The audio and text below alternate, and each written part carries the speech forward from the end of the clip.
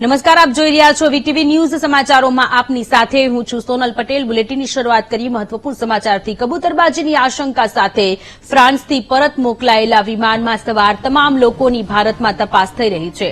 ત્યારે અમદાવાદમાં વિમાનમાં સવાર 75 લોકોની તપાસમાં ચોંકાવનારો ખુલાસો થયો છે. પ્લેનમાં સવાર 65 ગુજરાતીઓની તપાસમાં સામે આવ્યું છે કે ગુજરાત અને દેશમાં ચોક્કસ જૂથ લોકોને ગેરકાયદે વિદેશ મોકલી રહ્યું છે. દેશવ્યાપી તપાસમાં સીઆઈડીએ 10થી વધારે એજન્ટોની ઓળખ કરી તેમનો ડેટા તૈયાર કર્યો છે. સીઆઈડીની રડારમાં આવેલા તમામ એજન્ટો પર ટેકનિકલ સર્વેલન્સ ગોઠવાઈ રહ્યું છે. ફ્રાન્સથી પરત મોકલાયેલા 65 ગુજરાતીઓમાંથી મોટાભાગના ગુજરાતીઓ 12મું પાસ હોવાની માહિતી સામે આવી છે. તો બીજી બાજુ એજન્ટો તમામ યુવકોને અમેરિકાની નાની મોટી બેકરી અને ગોડાઉનમાં નોકરી આપવાની લાલચ આપતા હતા. એટલું જ નહીં, તમામ લોકોને મોટાભાગે રાત્રિની શિફ્ટમાં કામ કરવું પડશે તેવું પણ જણાવવામાં આવતું હતું.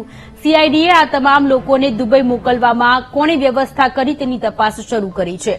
ફ્રાન્સથી પરત મોકલાયેલા તમામ વિદ્યાર્થીઓ 10થી 16 ડિસેમ્બર દુબઈ પહોંચ્યા હતા.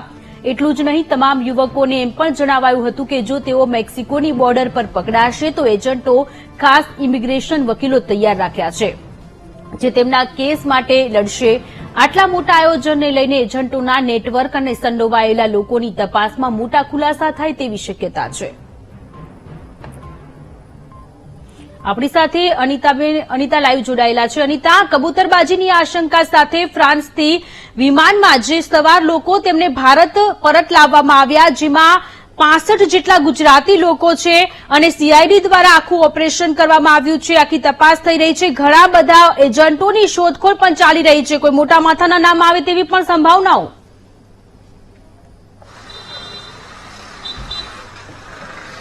જી સોનલ, જે પ્રકારે ફ્રાન્સમાં ફસાયેલા જે 65 જેટલા જે ગુજરાતી મુસાફરો જે છે જે ગેરકાયદેસર અમેરિકા જઈ રહ્યા હતા તે હાલ ગુજરાતમાં પરત આવ્યા છે. અને જયારે તપાસ કરતા પાટણ, બનાસકાંઠા અને મહેસાણા, ગાંધીનગર તેમજ આણંદ જિલ્લાના જે છે સૌથી વધુ મુસાફરો હોવાનું સામે આવ્યું છે. આ સમગ્ર કેસની તપાસ સીઆઈડી ક્રાઇમ જયારે કરી રહી છે તો તપાસની અંદર મોટો ખુલાસો એ સામે આવ્યો છે કે આંતરરાષ્ટ્રીય આ જે કબૂતરબાજીનું જે રેકેટ છે જેમાં 10 જેટલા એજન્ટો જે ચેનલ સાથે જોડાયેલા છે. ખાસ કરીને જે ગુજરાતના જે એજન્ટો દ્વારા આજે ગેરકાયદેસર રીતના જે વ્યક્તિઓને અમેરિકા પહોંચાડવાના હતા તે એજન્ટોએ મુંબઈના એજન્ટોનો સંપર્ક કર્યો હતો. મુંબઈના એજન્ટોએ તેઓને ગેરકાયદેસર રીતના પહોંચાડવા માટે જે ટિકિટ ખરીદીને આપવાની વાત કરી હતી અને ત્યારબાદ તેઓને દુબઈ મોકલવામાં આવ્યા હતા. અને દુબઈ પણ અન્ય એજન્ટો સક્રિય હતા અને જે મેક્સિકો બોર્ડર સુધી આ જે મુસાફરો હતા તેને પહોંચાડવાના હતા. અને મેક્સિકો બોર્ડર બાદ અન્ય જે વિદેશી જે એજન્ટો છે તેઓ આ જે મુસાફરો છે તેને ગુજરાત મોકલવાની વાત સામે આવી રહી હતી. તો જે પ્રકારે સમગ્ર જે નેટવર્ક હતું તેનો જે પર્દાફાશ હાલ તો થઈ રહ્યો હતો.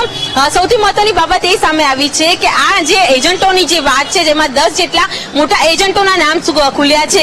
અને ખાસ તો જયારે ગુજરાતના એજન્ટોની વાત કરવામાં આવે તો આ એજન્ટો દ્વારા આજે ગુજરાતી મુસાફરોને જે અમેરિકા લઈ જવાની લાલચ આપીને જે કરોડો રૂપિયાનો જે સોદો કર્યો હતો તેમાં તેઓને અમેરિકાના જે ગોડાઉન અને બેકરીના જે માલિકો છે તેની સાથે કોન્ટ્રાક્ટ સાઇન કરાવેલો હતો અને તેઓને રાત્રિમાં શિફ્ટ દરમિયાન નોકરી કરવા માટેની પણ વાત કરી હતી. તો આ પ્રકારે મજૂરી કરવાના નામે તેઓ બેકરી અને ગોડાઉનમાં નોકરીના બહાને તેઓને લઈ જઈ રહ્યા હતા અને કરોડો રૂપિયા એજન્ટો પડાવી રહ્યા હોવાનું સામે આવી રહ્યું હતું. હાલ તો આ સમગ્ર નેટવર્કની અંદર જે 10 જેટલા એજન્ટોના નામ સામે આવ્યા છે જેને ટેકનિકલ એનાલિસિસ અત્યારે કરવામાં આવી રહ્યું છે. ટેકનિકલ સર્વેલન્સ દ્વારા તેઓને પકડવા માટેની કાર્યવાહી હાથ ધરવામાં આવી રહી છે. જે 65 જેટલા ગુજરાતીઓ જે પરત ફર્યા છે તેઓના પણ નિવેદન લેવામાં આવ્યા છે.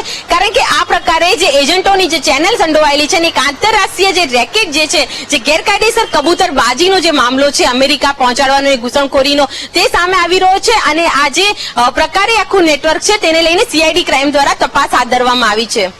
જી અનિતા, આભાર તમામ વિગતો માટે.